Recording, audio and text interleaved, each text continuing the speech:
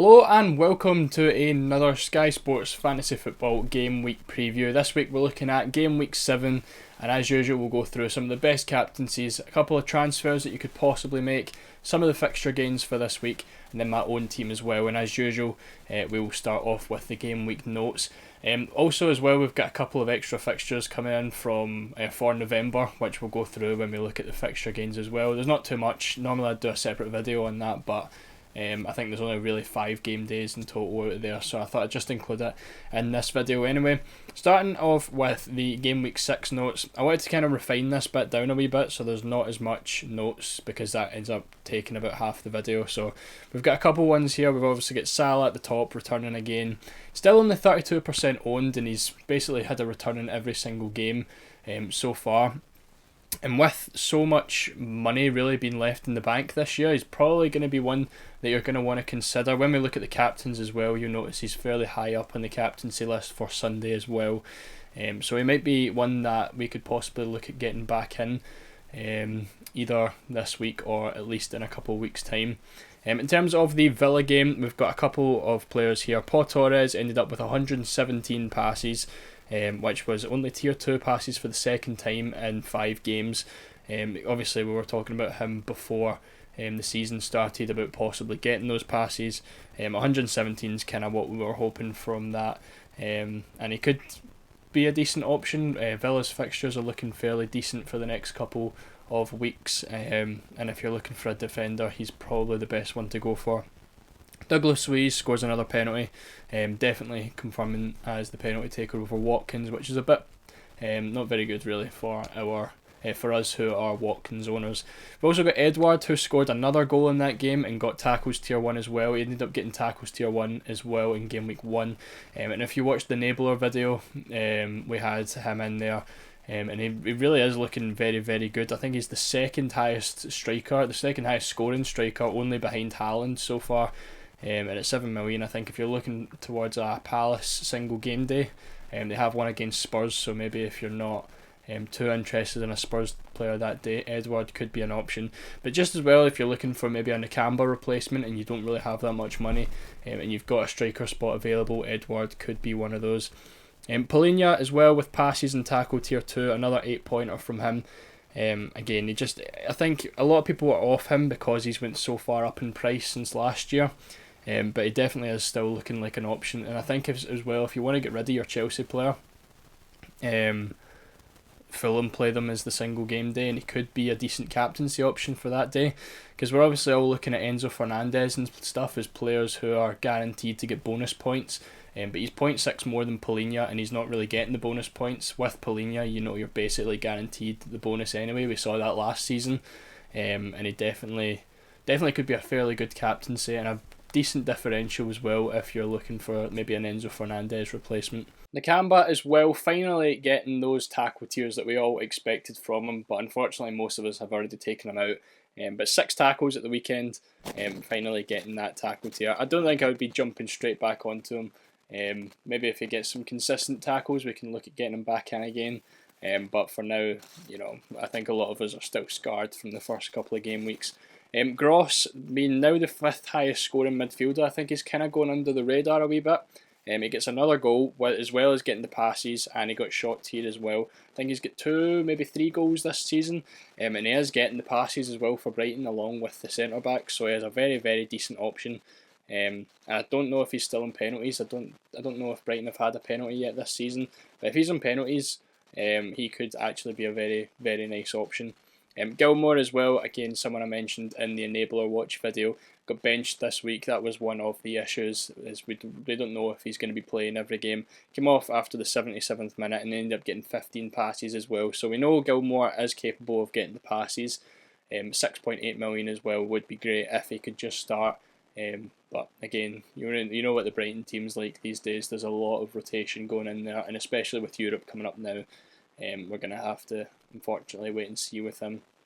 Richarlison finally off the mark, getting a goal and assist off the bench. Still, for me, I had him in my second team and I still took him out for a 1A.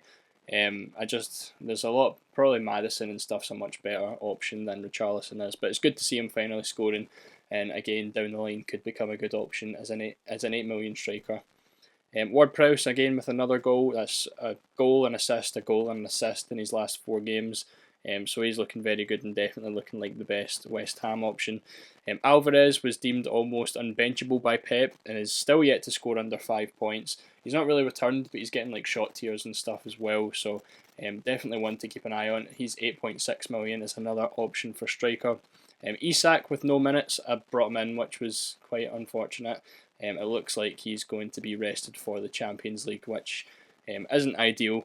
We need to see what goes on with that going forward. Isak will I don't know if it's going to be like Isak will be the Champions League player with Wilson being the Premier League player. I don't know, we'll just have to wait and see with that. Chilwell bench, deemed unfit by commentators but tactical by Poch. We need to see what happens with him. I don't think he's really one that you have to rush out. We've still got a couple of decent games for Chelsea. Maybe 3 or 4 weeks left of him before we really need to take him out. But I wouldn't look too much into it, I don't think. Jackson, another yellow card, another blank, now 1 yellow away from suspension. A very popular transfer out for a 1A on Monday. And yeah, I'm kind of tired of him, to be honest. I don't think he's been looking too great. Enzo, far off bonus this week, only 48 passes. Again, like I was saying, Palhinha could be a decent replacement for him. But again, he's probably someone that I wouldn't rush to get out either. I don't know, it's one of those ones. I wouldn't buy him right now, but I wouldn't sell him right now either for a couple of weeks anyway. Ramsdale finally starting to rotate with Raya. We did speak about that, about how Ramsdale wouldn't be an option this year with him as a bench player. And yeah, well, that's us starting to see that rotation. And then finally, Foster, red card, which was very unfortunate for owners. Could have ended up with a goal and an assist. Unfortunately, the goal was chopped off, and then he got a red card like in the last couple of minutes as well. He will miss the next 2 Premier League games. He is due to miss 3 games, but one of those will be a Carabao Cup game. So he will be back for the Luton single. So if you did keep him, I'd probably still look to get him out. But if you're willing to wait, you can always get him back for that captaincy.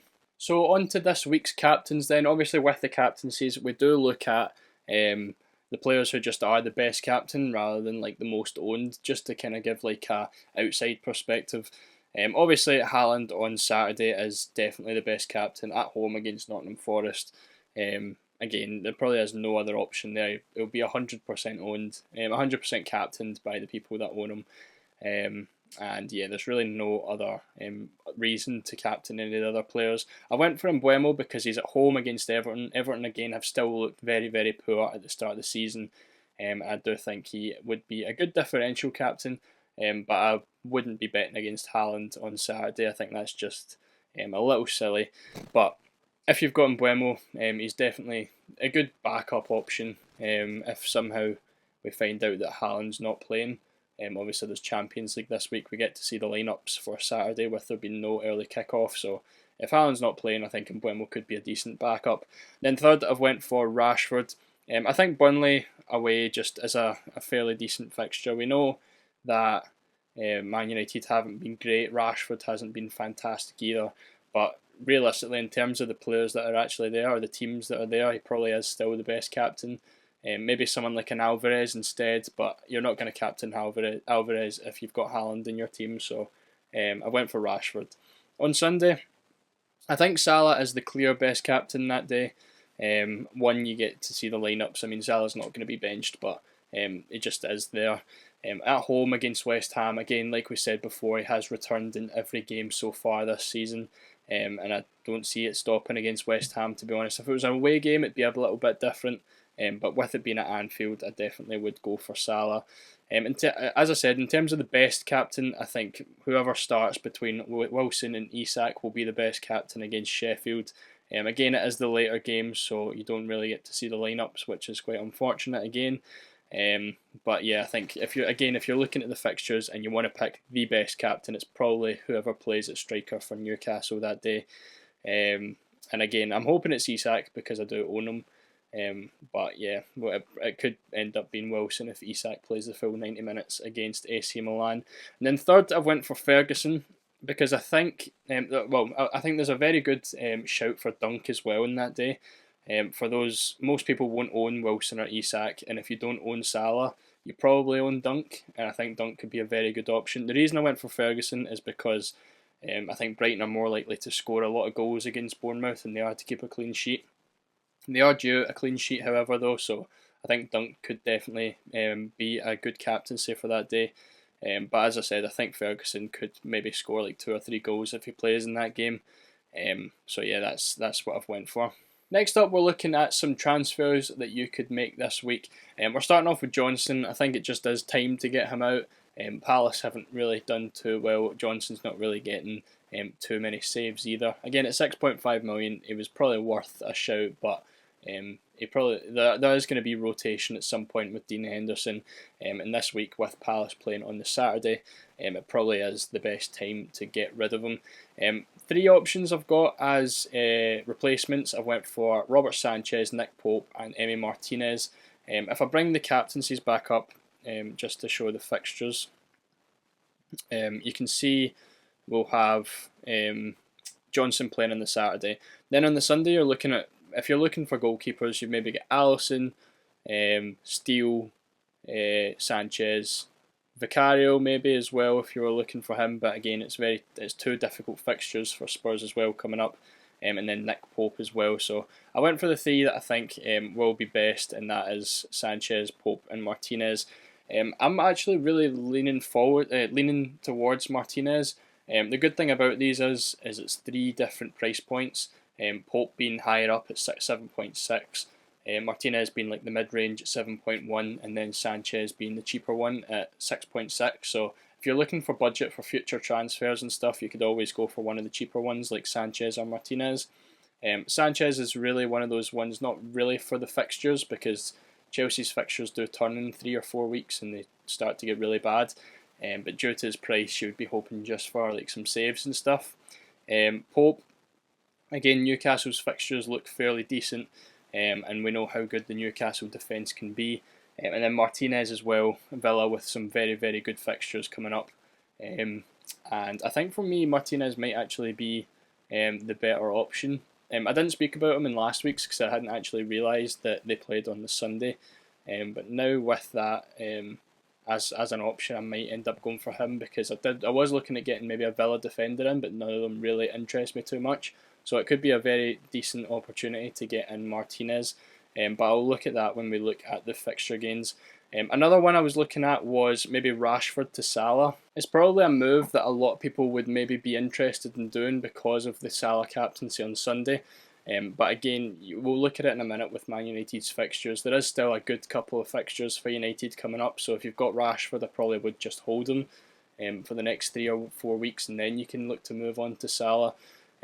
But I would have had Salah in here, but I don't think there's anyone I would look to take off just yet that plays on the Saturday to Salah on the Sunday. So I've just missed them out here, but we'll have a quick look at the fixtures. Okay, so you'll see what I am talking about here with the United fixtures. They've got Burnley on Saturday, then they've got Palace at home the week after, Brentford at home, and then they have Sheffield as well. And even with the City fixture, if you take that out, they've still got Fulham, Luton, and Everton as green fixtures. So I don't really think taking like a Rashford out for Salah would really be too worth it. Obviously, Liverpool's fixtures are they're not very good for the next couple of weeks, and then they start to get really good. As of basically this period here, again excluding Man City. So I think you could wait on Salah till game week 11 if you can't really make that move easily this week. But in terms of some of the 3-for-1s this week, I don't think there's going to be too many due to there being no single game days. But we'll have a look anyway.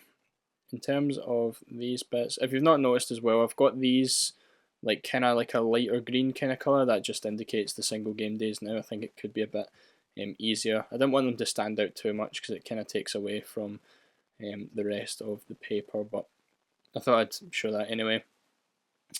So obviously we've got a couple singles in here. I think I'm better going this way. Teams with 1 game, City, there you go. So there's a couple there for City. And City are really the only team with 1 game in that period, actually. Okay, so there could be a couple of interesting transfers. I think I wouldn't make too many if you're, if you've used a lot already. But if we're looking at captaincies, maybe, I don't want to say get a Chelsea player in because that's just not that great.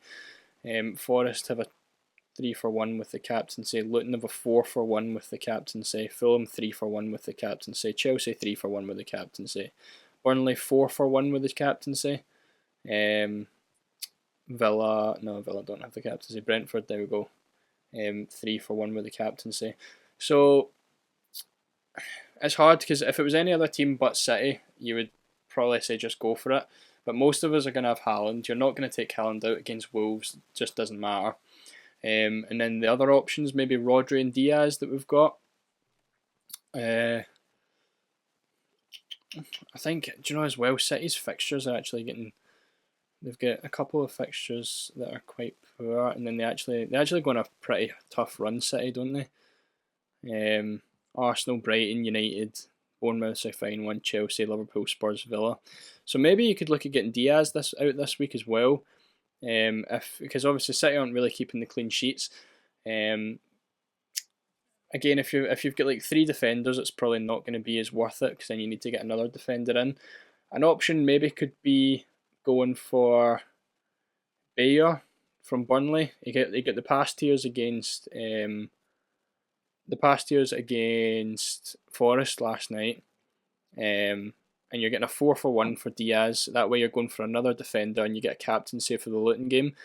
Again, you wouldn't have went from last night because you're expecting a clean sheet from Diaz against Forest here anyway, so it wouldn't have been a worthy transfer last night. But you don't gain a fixture, so maybe it would have to be in the Sunday after City play Wolves.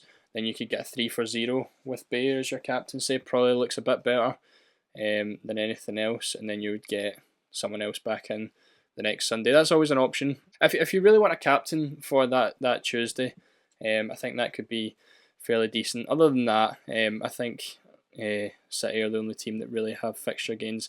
But again, if you're desperate for a captain for the Luton Burnley game, maybe you'd look to get Diaz out because the fixtures kind of start to get a bit bad. But you would be saving like 3 million on that transfer as well.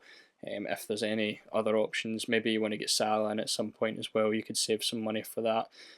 But again, in terms of the fixture gains, there's not really too much. Looking at the November fixtures as well, this is what's just been added. We've only got one single game day in here, and it's the Spurs versus Chelsea, which I don't really think you're going to have to worry about. We'll probably have no Chelsea players by then, but you should still have Spurs players from their singles. So that's just 3 single game days in a row for Spurs, which is fine. In terms of the Sunday's one that doesn't have too many games. That is this one right here. Liverpool play Luton. Villa play Forest as well, so that's probably a day you're going to want Salah as a captain there against Luton away. He just looks like the obvious captain, so at least by the 5th of November most of us should have Salah back in our teams as well. But I think for fixture gains and fixture days, that's everything we've got. So wrapping things up with my own team then, again it was another week where we didn't do too well. It just shows you though, this is exactly why bonus points are so essential in this game. You're looking at that team and really a 1A got an assist. Haaland did what Haaland normally does and Salah got 2 assists. Other than that, the rest of my team literally never got a return. I don't think Watkins did. No, Watkins got an assist as well. But outside of that, Basuma 4 points because of his passes. Rodri get passes and shots as well. And then defenders, Diaz also get shots and passes. Dunk with passes as well. So it shows you where you can really build up the points. If you're having a terrible game week and none of your players return, having the players that are guaranteed to get bonus points and stuff is just so good. We've got 75 points for the week in the first team and 71 points for the week in the second team. Again, the same in this team. Everyone's pretty much blanked. Saka got a return, and Haaland got a return, and then a 1A got a return as well. Chilwell 0 points, Isak 0 points, Fernandes 2 points again, loads of blanks, Johnson 2 points, but I'm still getting a 71 point week due to a lot of the bonus points, which was decent. In terms of the transfers, I got Jackson out for a 1A, as I said I would do last week, and then in the second team it was Richarlison out for a 1A as well. So again, probably a transfer that is going to be worth it. I needed a captain, and that is me sorted for the Brentford game as well in a couple of weeks' time. In terms of captains for this week, it'll be obviously Haaland on Saturday. You're not going to pick anyone else on that day, but that'll be 5 players for me on Saturday. and then 6 on the Sunday is going to be Salah.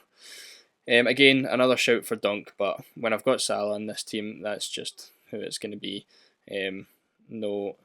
Nothing else about that.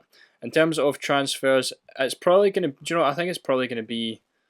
I don't know. I want to get Martinez in because I think he'll be good long term. But obviously they play Chelsea away on Sunday, so as like a short term move that might not be as good. But again, as a longer term move, that's probably going to be decent. I think as well when you're getting Sanchez in, Villa probably going to score as well. I think your best bet if you're talking this week is probably going to be Pope, but again Pope is the more expensive option, so I've not made a full decision on that yet. It's going to be one of those three anyway. Right now I'm leaning towards Martinez for the upcoming fixtures. Again, the same with the second team, only one transfer will be getting made, and that will be Johnson to one of those three goalkeepers. I might switch it up in both. I might go for like Martinez in one and Pope in the other. I don't know, we'll see. Again, in terms of captains, it's going to be Haaland in this team, and it's probably going to be. I would like to go Isak in this game, but I don't know if he's going to play, so it's a tough one. I think I'm going to go Dunk for this day. Saka's an option as well, but I think I'm going to take the gamble on Dunk and hope that they keep a clean sheet. I know I'm guaranteed at least 10 points from that captaincy anyway, because Dunk will get the passes. So hopefully, Bournemouth haven't looked too great. They didn't score against Chelsea at home. Game week 4 they get 2 against Brentford away, 0 against Spurs, 1 against Liverpool, and 1 against West Ham. So I think Brighton. I think it's a decent gamble. It's really between him and Saka, but Tottenham have looked fairly decent defensively, so I might take the gamble on Dunk for that day.